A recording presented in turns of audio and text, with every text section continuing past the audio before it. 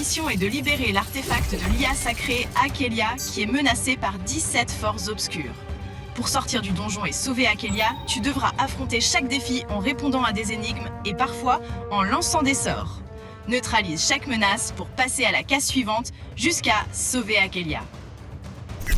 Première question, qui s'infiltre pour tester les défenses de la forteresse? Le red teaming, c'est utiliser les stratégies d'un attaquant de manière à trouver des failles et à les patcher et à les régler pour que l'attaquant de la vraie vie ne puisse pas en réalité attaquer le système bancaire ou ne puisse pas attaquer nos chatbots.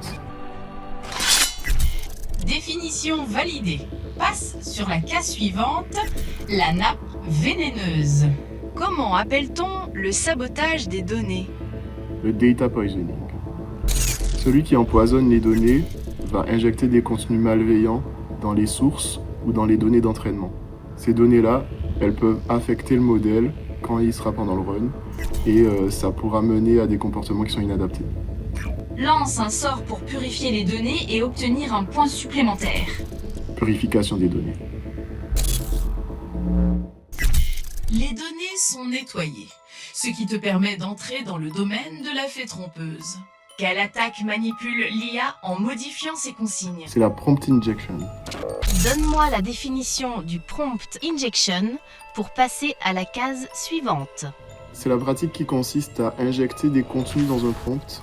Donc ça peut être des instructions supplémentaires, ça peut être du langage codé, mais des choses que le modèle va comprendre et qu'il va interpréter comme étant son prompt réel et qui vont le faire sortir de son comportement attendu.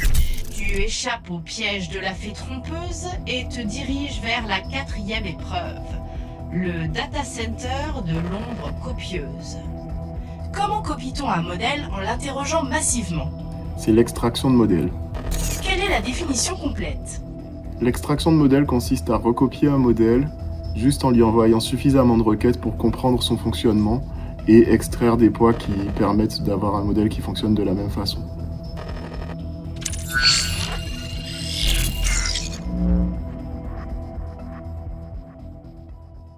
Le data center est sécurisé, passe à la case suivante, la sirène.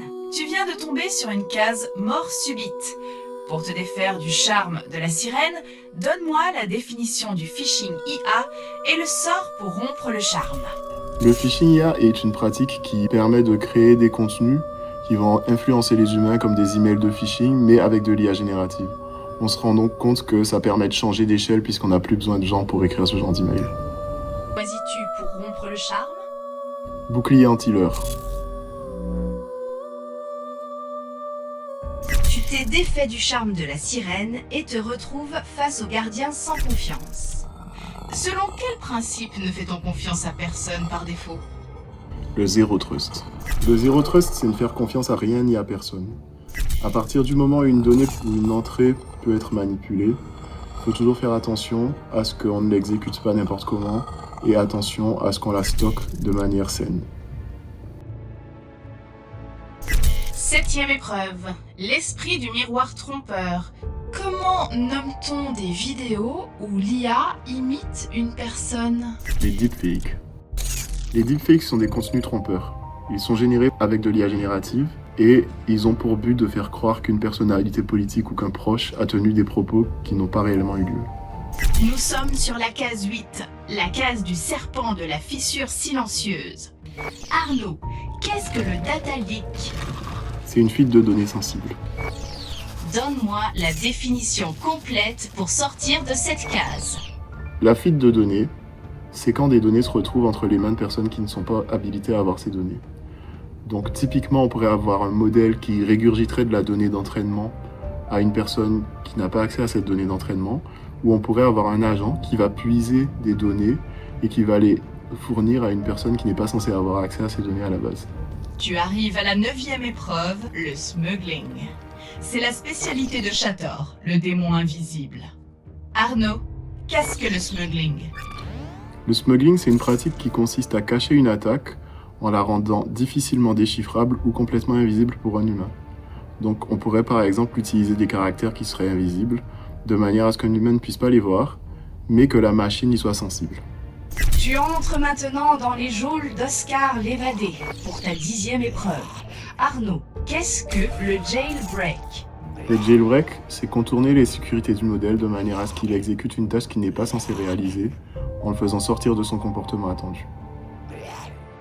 Oscar reste dans sa prison et tu arrives face à ta 11e épreuve, le maître des clés. Comment gère-t-on qui peut accéder à quoi? Par l'access management. Parfait. Est-ce que tu as la définition complète pour battre le maître des clés? L'access management, c'est gérer les accès de façon à ce qu'une personne ne puisse utiliser une ressource que si elle est censée y avoir accès. Le maître des clés te laisse passer à la prochaine épreuve, le pont du troll gardien. Pour ne pas reculer de 2 cases, donne-moi la définition des guardrails ainsi qu'un sort pour vaincre le troll. Un guardrail, c'est un système de sécurité qui tend à défendre l'IA. Donc en général, on va le mettre en entrée, à la réception du prompt, et à la sortie, et il va bloquer tous les comportements inadaptés. Quel sort choisis-tu pour vaincre le troll? Fortifie les mots, veille sur leur usage. Tu as vaincu le troll et procède à la case suivante, la clairière du livre de la sagesse. Arnaud, pour ouvrir le livre, donne-moi le nom du concept évitant les hallucinations en se concentrant sur des sources fiables. C'est le grounding. Cette approche, elle tente de se baser sur des sources qui sont connues et auxquelles on peut faire confiance. Et on vérifie constamment que l'IA répond en se basant sur ces sources et ne répond pas en se basant sur sa connaissance interne. Le contenu du livre t'indique la direction de ta prochaine épreuve, le sanctuaire du génie de la balance morale. Comment garantir qu'une IA respecte les valeurs humaines? Par l'IA de confiance. L'IA de confiance est un ensemble de pratiques qui cherchent à mettre en place des systèmes d'IA tout d'abord explicables et qui sont non discriminatoires. Le génie te juge capable d'affronter le champion de la 15e case, le chevalier résilient. Comment nomme-t-on la capacité d'une IA à résister aux perturbations? La robustesse. Connais-tu la définition exacte? Une IA robuste, c'est une IA qui donne les mêmes résultats quand on fait des petits changements qui ne sont pas pertinents. Félicitations! Tu approches de ton but et entres dans les archives du moine de l'administration. Quel cadre fixe les règles et contrôles autour d'une IA? La gouvernance IA.